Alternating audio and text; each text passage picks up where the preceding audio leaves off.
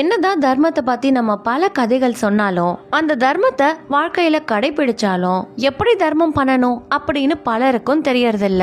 சில சமயங்கள்ல நாம செய்யற தர்மம் நம்ம விதியவே மாத்தி அமைக்கும். அத பத்தின சுவாரஸ்யமான விஷயங்களை தான் நாம இன்னைய கதையில பார்க்க போறோம். நீங்க கேட்டுட்டு இருக்கிறது கதை கேள்வி லிட்டில் ஸ்டோரி.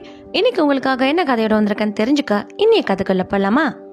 ஒரு கிராமத்துல தர்மவான் ஒருத்தன் இருந்தானா. மத்தவங்களுக்கு தர்மம் செய்யறதுங்கிறது அவனுக்கு ரொம்பவே பிடிச்சமான ஒரு விஷயம். யார் வந்து எந்த உதவின்னு கேட்டாலும் அதை தட்டாம செய்வான். இவனுக்குன்னு சொந்தமா 1 ஏக்கர் நிலம் இருக்கு. அந்த நிலத்துல விவசாயம் செஞ்சுதான் அவனோட வாழ்க்கைய ஓட்டிக்கிட்டு இருக்கான். என்னதான் மத்தவங்களுக்கு தான தர்மங்கள் செஞ்சாலும் யார்கிட்டயும் போய் தனக்கு உதவி செய்யணும்னு கேட்க மாட்டான். இந்த விவசாயி வீட்டுக்கு பக்கத்திலேயே இன்னொரு விவசாயம் இருந்தான். அவனுக்கு 2 ஏக்கர் நிலம் இருந்துச்சு. இவனும் அந்த நிலத்துல விவசாயம் செஞ்சுதான் தன்னோட குடும்பத்தை ஓட்டிக்கிட்டு இருக்கான். ஆனா இந்த 2வது விவசாயி இருக்கானே, அவன் கொஞ்சம் பொறாமை பிடிச்சவன். பக்கத்து வீட்டு ரமேஷுக்கு 1 ஏக்கர் நிலம் தான் இருக்கு. ஆனா அதுல கொள்ள லாபத்தை பாக்குறான். அது மட்டும் இல்லாம மத்தவங்களுக்கு தர்மம் செஞ்சு நல்ல பேரையும் சம்பாரிச்சு வச்சிருக்கான். நாமளும் அவனுக்கு சலைச்சவன் இல்ல.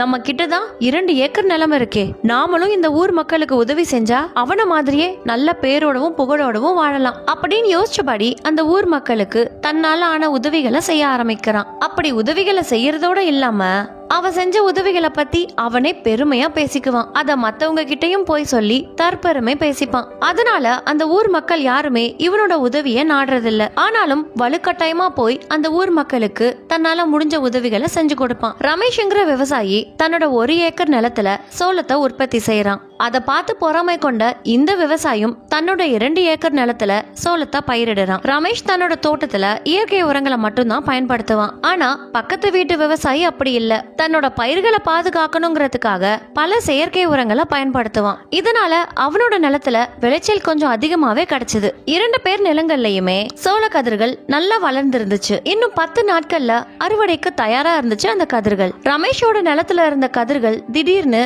வாடி போய் காய ஆரம்பிச்சது.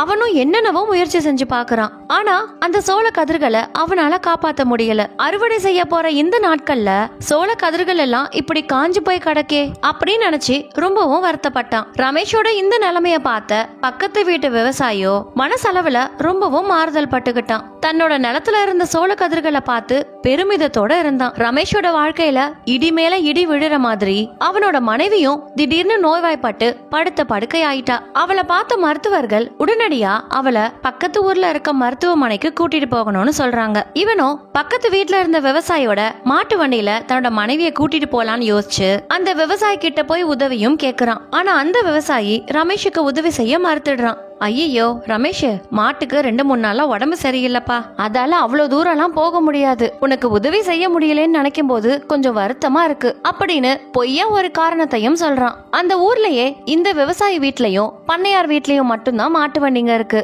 அடுத்ததா பண்ணையார் வீட்டுக்கு போய் கேட்கலான்னு ரமேஷ் அங்கிருந்து புறப்பட்டு பண்ணையார் வீட்டுக்கும் போறான். அந்த பண்ணையாரோ ரமேஷோட குணத்தை பத்தி நல்லா தெரிஞ்சவரு. அதனால எந்த தயக்கமும் இல்லாம ரமேஷுக்கு உதவி செய்யறாரு. ரமேஷும் அவரோட மாட்டு வண்டியில தன்னோட மனைவியை கூட்டிட்டு பக்கத்து ஊர்ல இருக்க ஆஸ்பத்திரிக்கும் போறான். போற வழியில பக்கத்து வீட்டு விவசாயி தன் குடும்பத்தோட அந்த மாட்டு வண்டியில எங்கேயோ வெளியில போறத பாக்குறான். அப்பதான் ரமேஷுக்கும் அந்த விவசாயி பொய்யான ஒரு காரணத்தை சொல்லி தனக்கு உதவி செய்ய மறுத்திருக்கான்னு தெரிய வருது. தன் மனைவிக்கு மருத்துவம் பார்க்க தன் கிட்ட போதுமான பணம் இல்லைங்கிறத உணர்ந்து யார்கிட்டயாவது உதவி கேட்கலாம்னு யோசிக்கிறான். ஆனா யார்கிட்டயாவது போய் பணம்னு கேட்டா தான் செஞ்ச உதவிக்கு திரும்ப கைமாறி எதிர்பார்த்து வந்து நிக்கிறான் அப்படின்னு மத்தவங்க தன்னை தவறா நினைச்சிருவாங்களோன்னு யோசிச்சு உதவி கேட்கவும் யோசிக்கிறான். சரின்னு தன்னோட நிலத்துல இருக்க சோள கதிர்களை விக்கலான்னு முடிவெடுக்கிறான். ஆனா அவனோட நிலத்துல இருந்த கதிர்கள் தான் காஞ்சு போய் சருகா கிடக்கே. அதனால அதை யாருமே வாங்கறதுக்கு முன் வரல. பக்கத்து வீட்டு விவசாயியோட கதிர்களோ நல்ல தளதளன்னு வளர்ந்து பால் கதிர்களா நிக்குது. வியாபாரிகளோ அவனோட கதிர்களை வாங்கறதுக்கு போட்டி போட்டுட்டு வந்து நிக்கிறாங்க. அதை பார்த்த அந்த விவசாயிக்கு பெருமிதம் தாங்கல. சோள கதிர்களை நல்ல விலைக்கும் வித்தான். ரமேஷுக்கோ அடுத்து என்ன செய்யறதுன்னே தெரியல. தன் வாழ்க்கையில ஏன் இவ்வளவு சோதனைகள் வருதுன்னு தெரியாம குழப்பத்தோட இருக்கான். இப்படி தன்னோட வாழ்க்கைய வெறுத்தபடி இருக்கும் போதுதான் வெளியூர்ல இருந்து வியாபாரி ஒருத்தர் வராரு. அவரோ புதுமையான முறையில காய்ந்த சோள கதிர்கள்ல இருந்து ஒரு உணவு பொருள் தயாரிக்கிறதுக்காக நல்ல சோள கதிர்களை வாங்கலான்னு அந்த ஊருக்கு வராரு. அப்பதான் ரமேஷோட நிலத்துல இருந்த காய்ந்து போன சோள கதிர்கள் அவரோட கண்கள்ல படுது.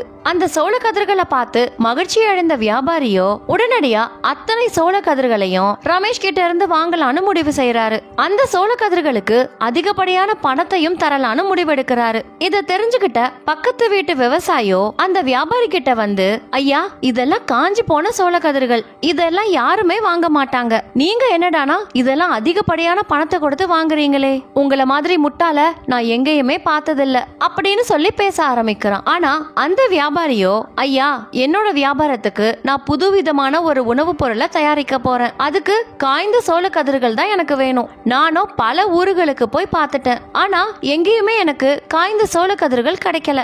இந்த ஊர்ல அந்த மாதிரியான சோள கதிர் இருக்குன்னு கேள்விப்பட்டேன். அதனாலதான் உடனே புறப்பட்டு வந்துட்டேன். இதுல இருந்து தயாரிக்க போற உணவு பொருளை நல்ல விலைக்கு விற்கலாம். அதனாலதான் எந்த விலையா இருந்தாலும் சரி இத வாங்கிடலான்னு முடிவெடுத்துட்டேன் அப்படின்னு அந்த வியாபாரி சொன்னதை கேட்டதும் இந்த விவசாயி பதில் சொல்ல முடியாம திகைச்சு போய் நிக்கிறாரு. ரமேஷும் அந்த சோள கதிர்களை நல்ல விலைக்கு விற்கிறான். அந்த சோள கதிர்கள் காயாம பசுமையா இருந்திருந்தா கூட அவனுக்கு இவ்வளவு லாபம் கிடைச்சிருக்காது. அந்த பணத்தை வச்சு தன் மனைவியோட மருத்துவ செலவையும் பாக்குறான். அப்பதான் அவனுக்கு ஒரு விஷயமே தோணுது. நாம செய்யக்கூடிய தான தர்மங்கள் ஏதோ ஒரு வழியில யார் ரூபத்திலேயாவது நாம இக்கட்டான நிலைமையில இருக்கும்போது எதிர்பாராத ஒரு உதவியா நமக்கே திரும்ப வருங்கிறது.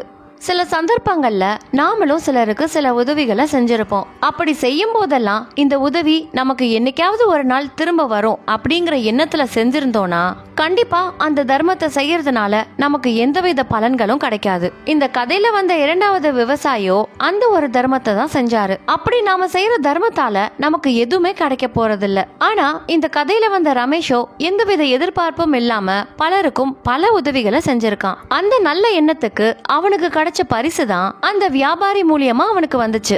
இதுதான் கடவுள் நமக்காக வச்சிருக்க திட்டம்னு சொல்லுவாங்க. நாம செய்யற தான தர்மங்கள் நம்மளோட இக்கட்டான சூழ்நிலையில வந்து நமக்கு நடக்க இருக்க கெட்ட விதியையும் மாத்தி அமைக்கும். அது மட்டும் இல்ல, நாம பேசக்கூடிய வார்த்தைகளும் சில சமயங்கள்ல நம்ம விதியவே மாத்தி அமைக்கும். நாம எந்த நேரத்துல எதை எப்படி பேசணுங்கிறத யோசிச்சுதான் பேசணும். நாம பேசுற வார்த்தைகள்ல கூட சுயநலம் இருந்தா நாம நினைச்ச மாதிரியான வாழ்க்கை நமக்கு எப்படி கிடைக்கும்? நாம பேசக்கூடிய வார்த்தைகள் தான் இந்த உலகத்துக்கு நாம யாருங்கிறதையே நம்மள அடையாளப்படுத்தும். நம்ம எண்ணங்களை நேர்மறையா வச்சுக்கிட்டோம்னா நம்ம நினைச்ச விஷயங்கள் நடக்கும். இந்த ஒரு விஷயத்த பல பேர் நம்புறதில்ல. நம்மள உருவாக்கின இந்த பிரபஞ்சம் இருக்கே, அது நம்மளோட எண்ணங்களை ஒவ்வொரு நிமிஷமும் கவனிச்சுக்கிட்டு தான் இருக்கு.